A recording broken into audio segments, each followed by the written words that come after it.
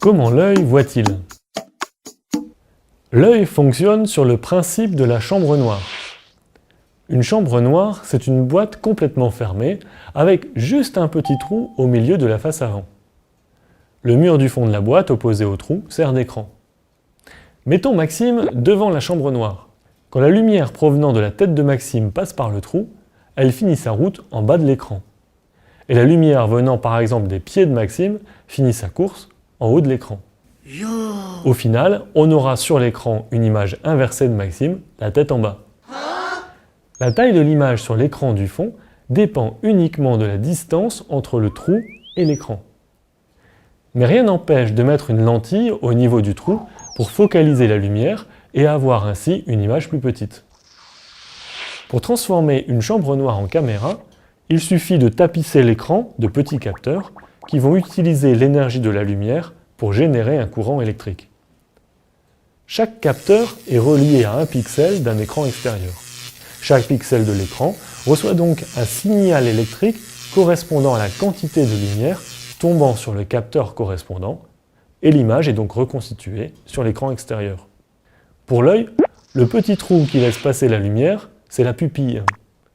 L'image se forme sur le fond de l'œil, plus précisément sur la rétine. Et deux lentilles situées de part et d'autre de la pupille permettent d'ajuster la taille et la netteté de l'image sur la rétine.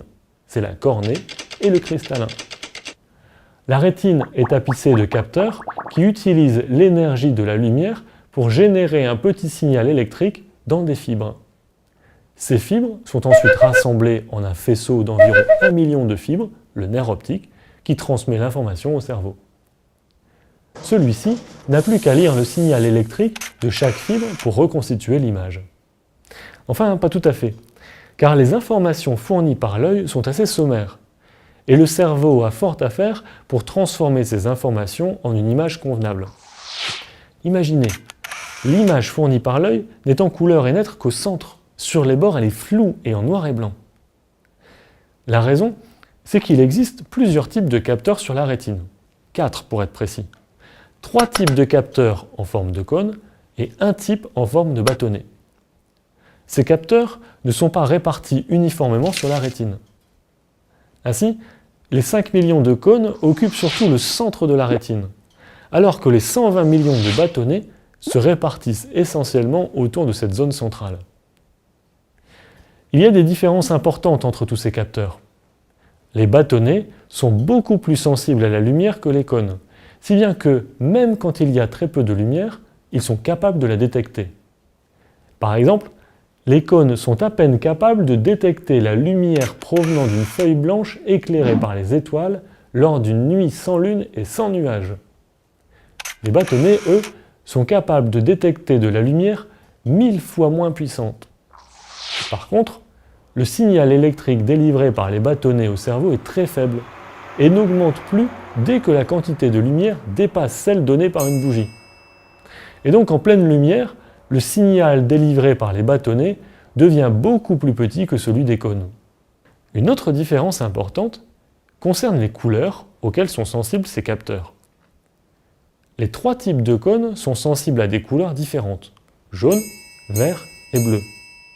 Si bien que les cônes envoient au cerveau 3 images reflétant 3 gammes de couleurs différentes. En superposant ces 3 images, le cerveau peut reconstituer les couleurs de la scène. Les cônes permettent donc de voir en couleur. Quand il n'y a pas assez de lumière pour les cônes, le cerveau ne reçoit qu'une seule image, issue des bâtonnets, dont la couleur est bleu-vert. Le cerveau ne peut donc pas reconstituer les couleurs de la scène, qu'il interprète donc comme une image en noir et blanc. Il y a une troisième différence entre les cônes et les bâtonnets. Nous avons vu qu'il y a plus de 100 millions de capteurs, mais seulement 1 million de fibres connectant l'œil au cerveau.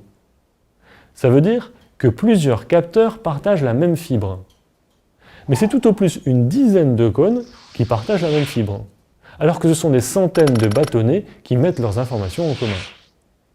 Et si le cerveau reçoit une information commune de centaines de capteurs, la résolution de l'image diminue, puisque le cerveau ne peut plus faire la différence entre ces centaines de capteurs. Et donc, les images issues des bâtonnets sont beaucoup moins nettes que celles issues des cônes. Quand l'œil regarde une scène bien éclairée, Le centre de l'image est fourni par les cônes et les bords par les bâtonnets.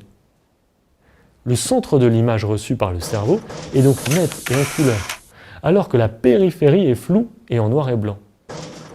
C'est le cerveau, à partir des autres informations dont il dispose, qui va devoir coloriser l'image et éventuellement la rendre plus nette sur les bords. Par une nuit noire, seuls les bâtonnets envoient une image au cerveau. L'image est monochrome et floue et le cerveau n'a pas d'autres informations pour la coloriser. La nuit, tous les chats sont gris.